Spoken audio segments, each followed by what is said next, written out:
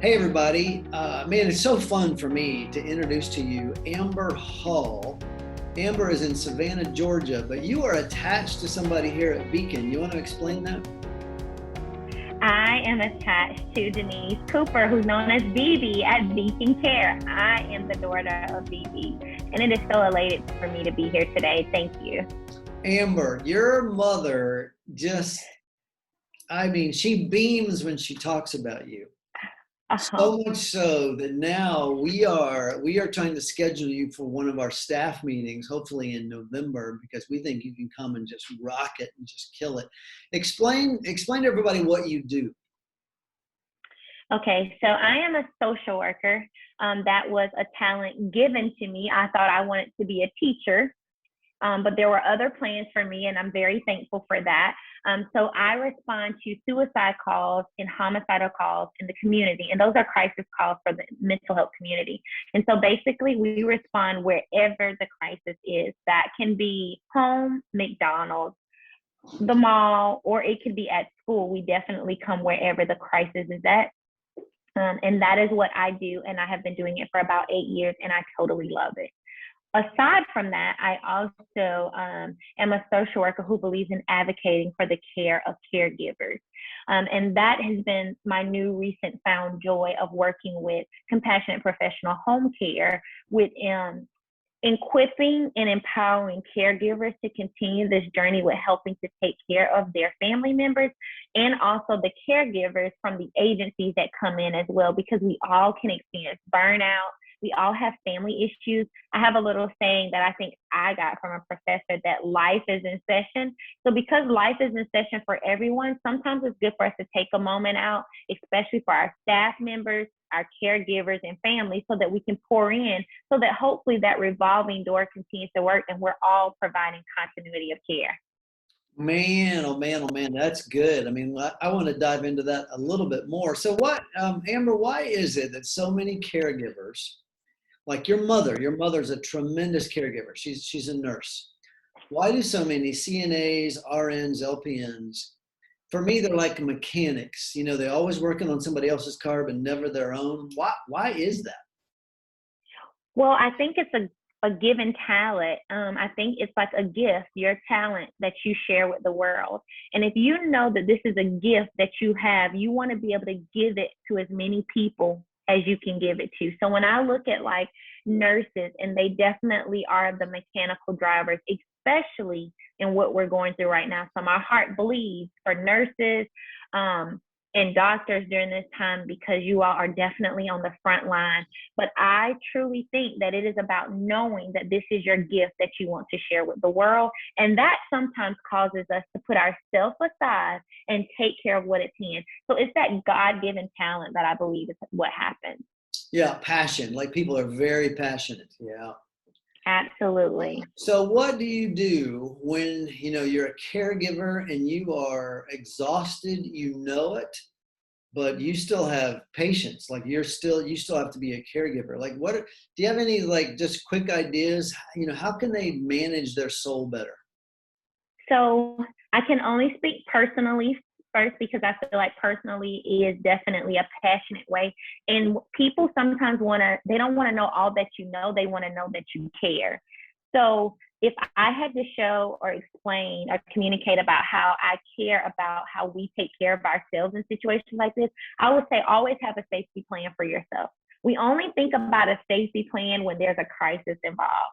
But every day, since life is in session, I think it's important for us to have a plan for ourselves.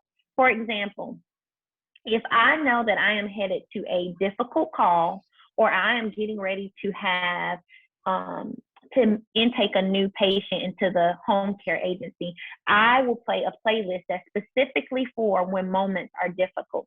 So I would say having a playlist that is intentionally set up for that type of stress that you may be experiencing. But in a safety plan, you want to know, what are my warning signs that lets me know that I'm feeling this way? And then what can I do? And that's where the playlists come in. So if I could encourage anybody in the healthcare field, that it is important to know what you need. And when you don't know, seek support, so that you can creatively come up with what will work with you when you're having those moments. Oh my goodness. That's, I mean, music, right? And your mother, Miss BB, she's all about music, but you are too, aren't you? I am. Worship music, if I can be specific right now, it gets me through some of my days. There are some days where you just know that you need to hear a song that's going to move you for the rest of the day. And maybe the week I have a song right now.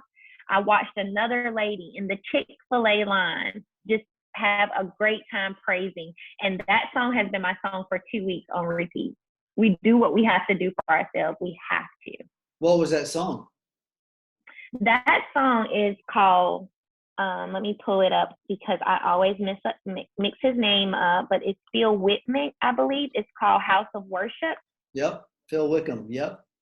Phil Wickham. Yes, that is my song right now. Oh man, that's bringing it. That's so. All right. So a caregiver has a day off, and they've been killing it. Maybe they worked way too much, and maybe they had to cover a shift, and they finally get a day off. What should they do on that day off? They should start with boundaries, knowing exactly that they are off and acknowledging that they have worked hard and that they deserve to have a day off. So knowing that this is an intentional day, a self day, a me day for me to take care of myself. So I say to initially start by giving yourself permission to take a day off to take care of yourself. So being able to speak it into the atmosphere, this is my day off, and this is how I will spend my day off to take care of me. And when an agency calls to try to get you to do another shift, you've already just determined to say no, right? Right. And that is why I mentioned boundaries in the beginning. We want to help, but we cannot pour from an empty cup if we don't utilize that day off. If we answer the phone, we have now decided that we are going to speak to the agency and disregard our boundaries. It's nothing against the agency. Trust me, it can feel personal, but sometimes we have to take care of ourselves so that others around us can know how to take care of us as well. But caregivers are passionate. So when that agency calls, there's that tug, right? There's that pull. Right. But a boundary is like a fence in a neighborhood, right? So if you say, I'm going to set this boundary that I will not answer my phone and I will send an email and say, hey guys, I want to let you know that today is my day off. I will respond to emails and calls unless it's an emergency where you feel like you have to respond. This will be my time where I will take care of myself. And I think an agency should totally respect and welcome that. There's an agency that I love going to here in Savannah that wants to catch their employees doing good. Isn't that great?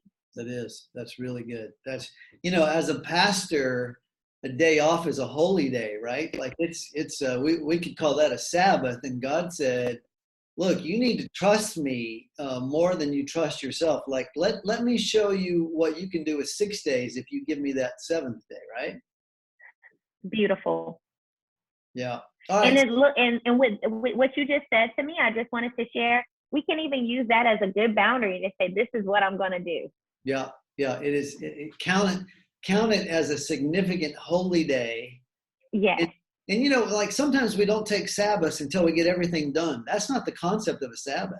No. Right? It is in the middle of your busyness, you just stop and trust that God can take care of it. Absolutely. Tell me about the rest of your life. Married, kids, like what's life look like? So my husband and I have been married for 7 years. We live here in Savannah. And we have a 4-year-old. Our Ivy Elizabeth is a joy to us. And we also have a poodle named Macy, who's older, but still very loving and trying to still get used to a little toddler running around here. And so we enjoy doing family things together and attending church on Sundays together. Very good. And you live in Savannah, so you get to go down to River Street and the chocolate factory and all that fun stuff. Absolutely. Totally. Yeah.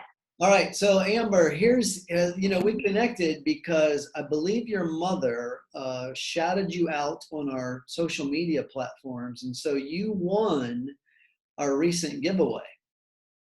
So I'll be honest. I saw it because I follow it because you guys are really booming in the social media world right now. She had no idea Oh, so So I, you just so come. I Right. So you all sung happy birthday to my mom, and I saw it. And ever since then, I get notifications when you all are posting. And I think it's just so amazing how you all are trying to cultivate and innovate the technology and social media into what we're experiencing now in the world, just saying another way to stay connected. And so I'm going to be honest, this wasn't even a submission for me. This was a submission for my cousin Lonnie, who recently lost her son to a hybrid heart condition. And when you all talked about caregivers, she is the ultimate caregiver that I think about each time. She literally packed up her stuff and moved where there was no family, no support, but just from doctors and nurses that took her in as family to help her take care of her son for 4 whole years. Wow, wow, that's somebody we need to talk to. What now?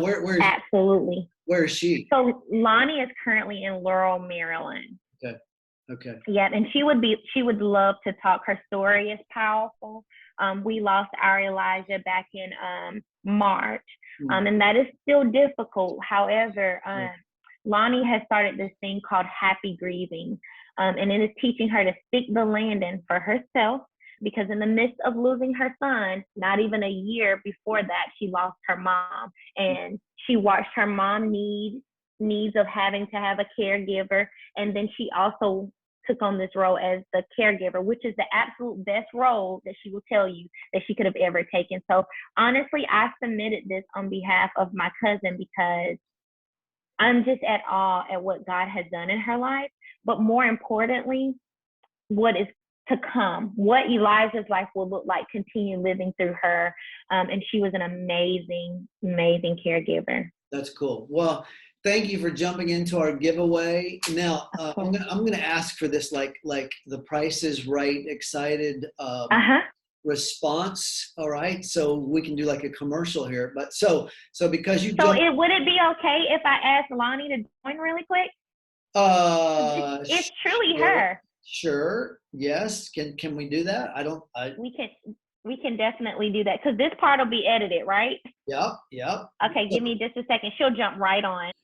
There she is. Good morning. Look at this. Are you shocked and surprised? I am very surprised. Hey, Lonnie, my name is Alan. I'm a pastor at where BB works, and so I want to explain to you. Can you do me one favor? This is just me being stupid. Can you turn your phone landscape? Is that Okay. be able to do that? And I don't think it'll change it. Are you trying to like change it so that it looks wider? It's because she's on a phone and we're on the computer. Usually your phone will switch, but we'll just. No, you're good. You're good. Don't worry about it. Don't. That's just me. Do not worry about it. So, Lonnie, are you in Maryland? Not right now, but yes, I live in Maryland. Wow. So where are you? I'm visiting home because I'm in transition and moving back to Savannah. Okay, you're in Savannah. Got it. So, somebody tells me you're a great caregiver.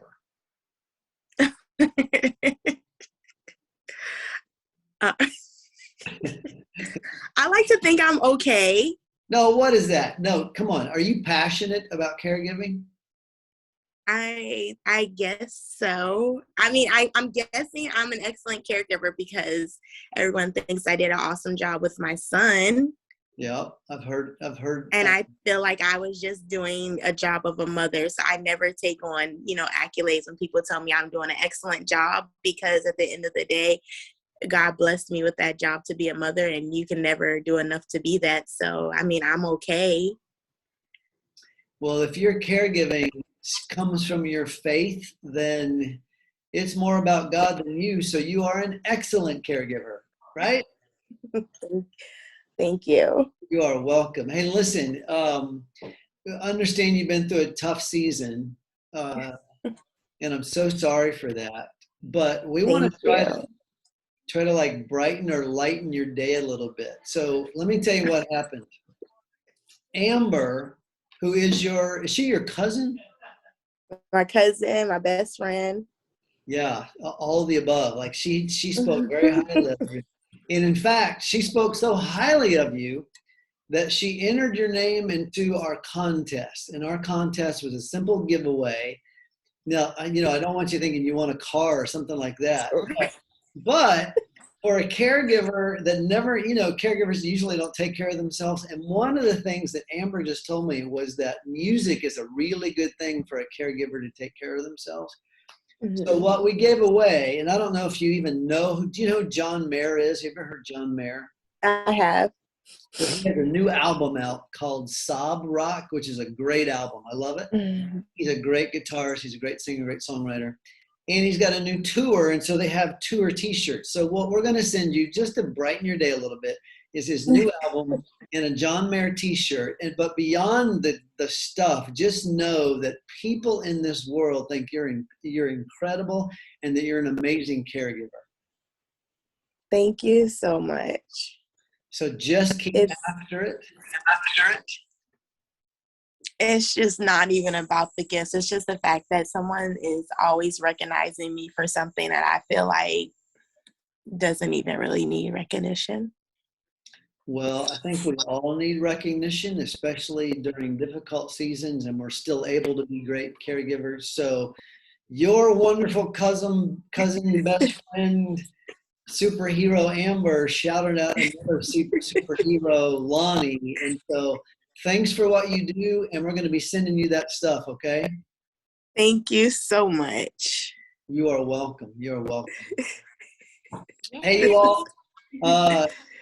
Miss Amber, anything you want to say? I just wanted to say, Lonnie, as I was listening to you talk to Pastor Allen, we know that Elijah is now looking down on us from heaven.